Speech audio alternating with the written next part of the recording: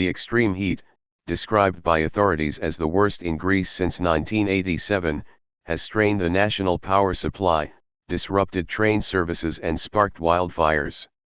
The national grid operator said the power supply to part of the capital was critical after part of the transmission system, damaged and threatened by fire, was shut down.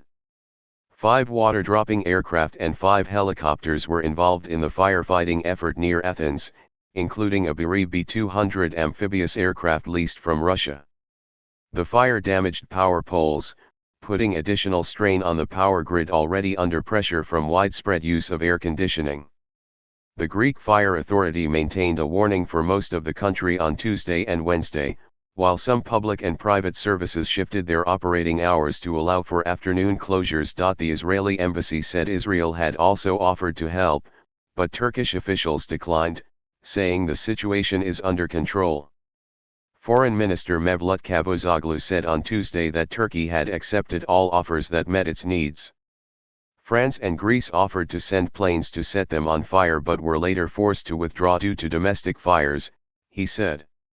In times of disaster, of course we will accept assistance from other countries in the same way we provide assistance to other countries, he said. Local mayors posted videos begging for response to wildfires in their area while celebrities joined a social media campaign asking for foreign help. The campaign drew an angry response from a senior Erdogan aide, Fahrettin Altan, who said, "Our Turkey is very strong. Our state is standing firm." In the village of Bozalan, in Mugla province, where houses and olive trees were burned, residents complained that thousands of people were forced to flee their homes near Athens as wildfires approached the Greek capital. Authorities in Greece closed the Acropolis and other ancient sites during the afternoon hours on Tuesday because temperatures hit 45 degrees Celsius. It comes as forest fires raging in neighboring Turkey for a Saturday have left at least 8 people dead. France, Italy, and Albania are also battling nightmares.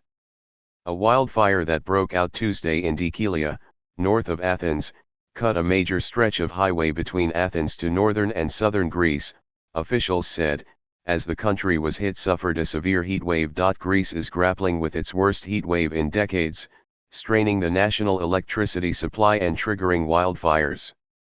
Thousands of people fled their homes north of Athens on Tuesday after wildfires spread to residential areas and created a cloud of smoke that enveloped Athens.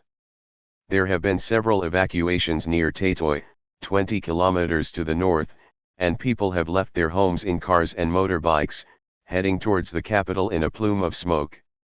Civil Protection Agency Director Nikos Hardalias said the fires north of Athens were very dangerous and had been exacerbated by strong winds and arid conditions caused by heat reaching 45 degrees Celsius in the area.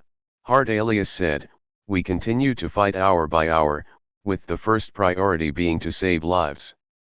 We'll do that all night long." Hardalias said, "These are critical hours. Our country is experiencing one of the worst heat waves in 40 years.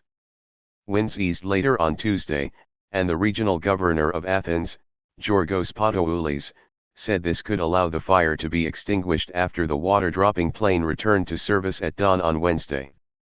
Authorities removed valuables from the former royal estate in nearby Tatoi, and the Civil Protection Agency asked residents of the Olympic Village to leave their homes. They can stay at designated hotels at the state's expense. 7 people were taken to the hospital with difficulty breathing. Earlier, children were evacuated from summer camps and residents were ordered to leave their homes in the suburbs of Verimpapi, Adams, and Thrakomaikons, about 20 kilometers north of central Athens. Prime Minister Kyriakos Mitsotakis visited a fire brigade operations center coordinating efforts to contain flames and other fires, in the Peloponnese and on the islands of Evia and Kos. All available means and resources were deployed in the war on multiple fronts, his office said in a statement. In these difficult times, the first priority is to protect human lives. In Athens, grid operator IPTO said the fire had damaged parts of the grid, posing a major risk to the power supply in parts of the metropolitan area.